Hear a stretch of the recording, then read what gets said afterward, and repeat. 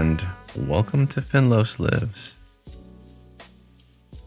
We are taught from the moment we can process language to trust the stone. And the stone is the official record. It's the monument in the square, the marble of the courthouse, the ink on the memo, the sworn affidavit, the standardized test score. The stone is heavy, it is visible, and it's permanent. We are conditioned to believe that if a truth isn't carved into stone, either real or the metaphoric stone of the official document, if it isn't recorded by a recognized authority, then it doesn't exist. It's just noise. It's just gossip. It's unreliable. But today I want to talk about the echo. The echo is what lives in the cracks of the stone. It is the whisper in the stairwell, the warning shared over a fence, the chisme that travels through a neighborhood like a subterranean river. We've been taught to view this as the weapon of the petty. But if we look at the roots of the word gossip, it comes from the Old English God sib, or God sibling. It was a term for a witness to a birth. And think about that, a God sibling wasn't an official state registrar. They were a person bound by intimacy as a form of witness. They were in the room where the official version hadn't yet been sanitized for the public. They saw the blood, the pain, and the raw reality of a beginning. And somewhere along the way, intimacy became dangerous to power. If people talk in private, if they share truths that haven't been vetted by the institution, power loses its grip on the narrative. And today I want to explore how chisme, gossip, is a vital social pressure valve, a decentralized form of accountability that exists because our formal institutions are built to shield the powerful rather than expose them. I want to look at the intersection of high-stakes journalism, the grotesque lens of political photography, the global survival networks of the marginalized, and how the whisper is the primary tool in the work of abolition. And let's look at the stone, specifically the official images of power.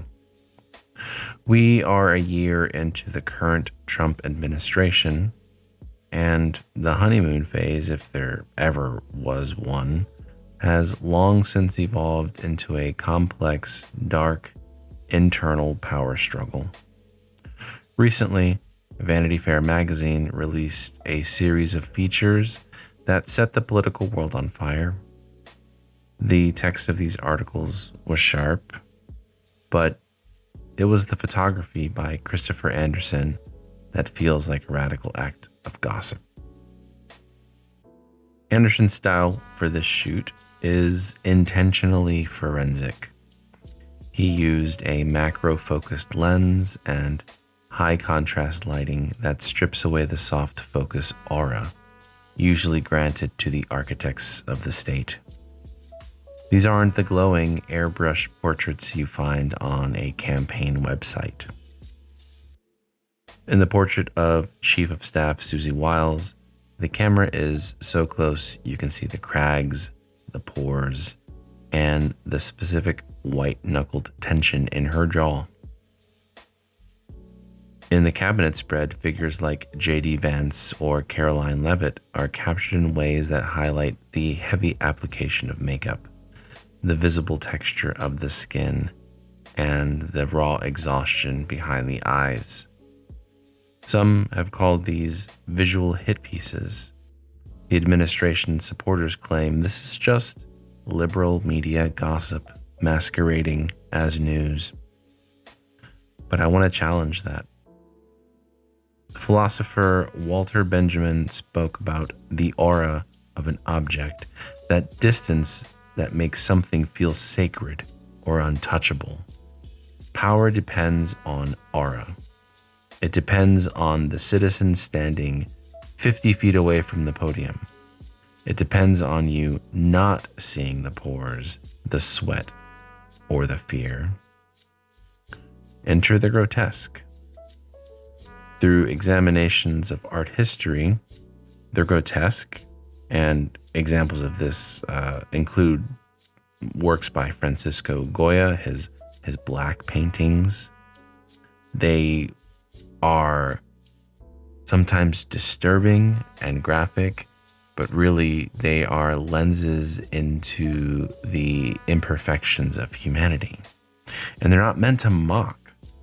They're meant to demythologize. When you see the physical texture of a chief of staff, the aura of the office breaks. You realize they are just biology, and that realization is the visual form of gossip. It's the unofficial look at the people who claim to be official. Journalism and gossip are two sides of the same coin.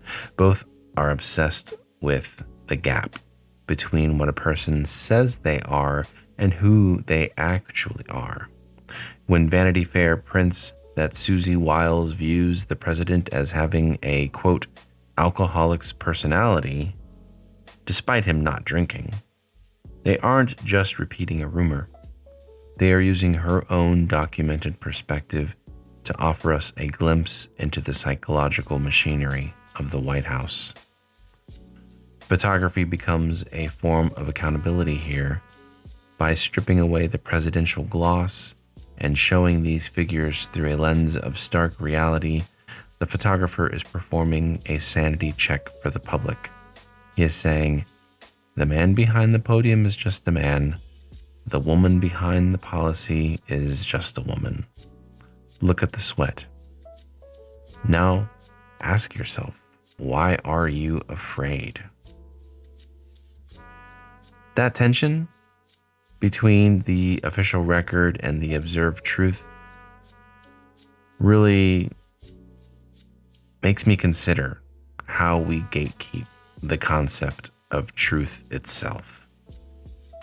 In dominant white Western culture, gossip is framed as a moral failing. We're taught to go through the proper channels. If you have a problem, tell the manager. If you see a crime, tell the police. But what happens when the proper channels are the very things keeping you silent? Sociologists study low reliability environments. These are systems where the official institutions, the law, the media, the government, do not provide safety. In a low reliability environment, chisme, gossip, is a survival database. It is decentralized, open source intelligence.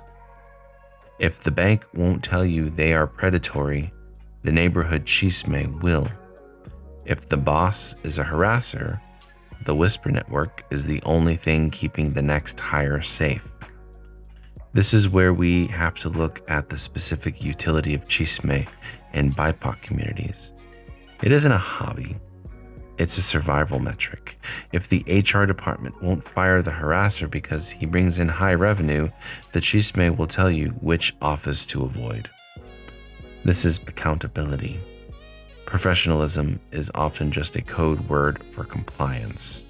It's a way of saying, don't talk unless it's on a form.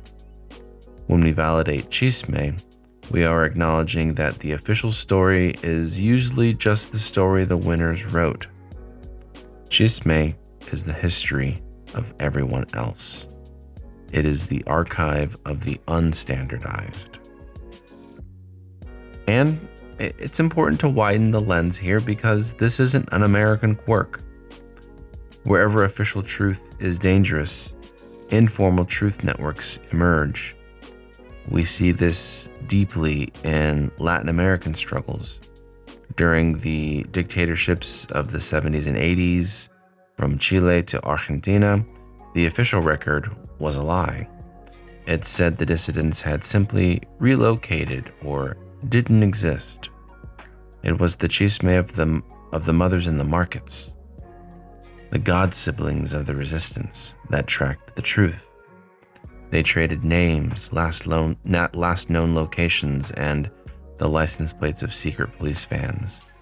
That gossip eventually became the basis for international human rights tribunals.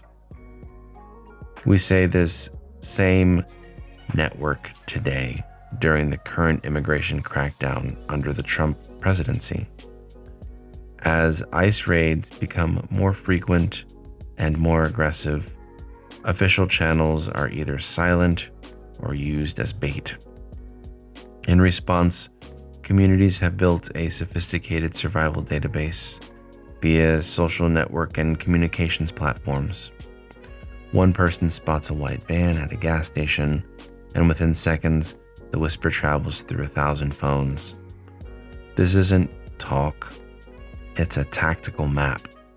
It warns families which streets to avoid, which clinics are being watched, and which employers are cooperating with federal agents.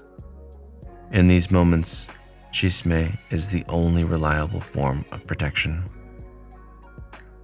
And to be honest, and we really can't rush past this, gossip can be wrong, and it can be cruel. It can punish people unfairly. But the difference is often the direction of the flow. In marginalized communities, gossip tends to flow downwards to protect the vulnerable from the predator. It is a shield. But in dominant culture, it often flows sideways or upward to destroy status or enforce social homogeneity. In the country club, gossip is a weapon of exclusion. In the tenement, chisme is a tool of endurance. The strength of chisme is that it is definitionally decoupled from power. You don't need a press pass or a 6-figure salary to talk to your neighbor. You can't buy it, you can't brand it, and you can't fully silence it. When the state dismisses gossip as unreliable, what it's really saying is, we don't trust truth we don't control. And I want to bring this all together by talking about abolition.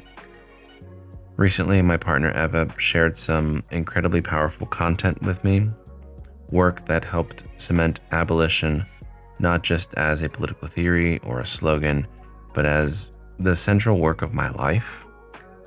It's the work I do as a parent, as a partner, and as an educator, and these are things that I have always been trying to work towards, but sometimes it just needs a little bit tightening.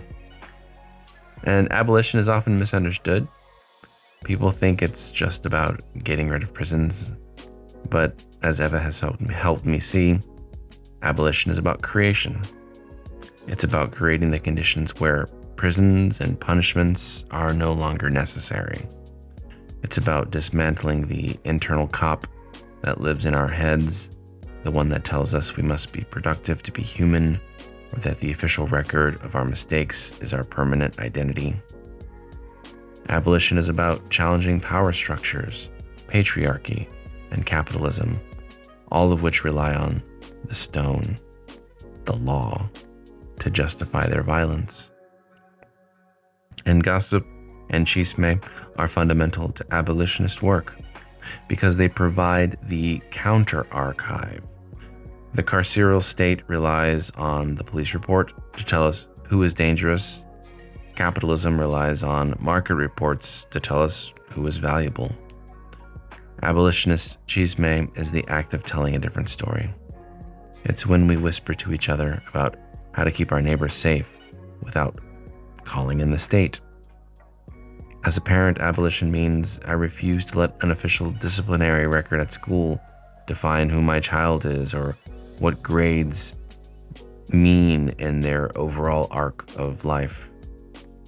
In this work, challenging patriarchy, capitalism, and state violence starts with the radical act of believing each other. It starts with hope and with gossip and chisme. It starts with the realization that the stone is not the only thing that is real. And gossip is not the opposite of truth. It's often how truth survives long enough to be heard. What I hope you carry with you is the understanding that your voice, even when it's just a whisper, matters. It is the pressure valve that keeps the world from becoming an unchallenged monument to the powerful. And as you move through the world, pay attention to the stories that are being labeled trivial or unprofessional. Whose truth are you being told to ignore? Who benefits from that silence? And what official narrative in your own life needs to be interrupted? Real strength isn't found in the official words written on stone. It's found in the honest, gritty, and relentless echo in the cracks in the stone. Thank you for listening. If you have comments or questions or suggestions for future episodes, feel free to share them with me. You can send an email to finlos@finloslives.com or reach out to me on social media. Be sure to subscribe to the show on your favorite podcast distribution platform so you can be notified when I upload a new episode. And if you like what you heard, I'd really appreciate it if you'd share this on your social media feed. I look forward to our next conversation.